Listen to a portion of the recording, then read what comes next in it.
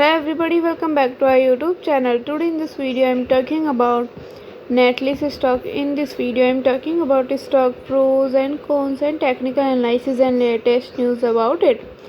Stock is trading at $3.29 with 2.66% negative in a day. We can easily see stock was volatile for a day.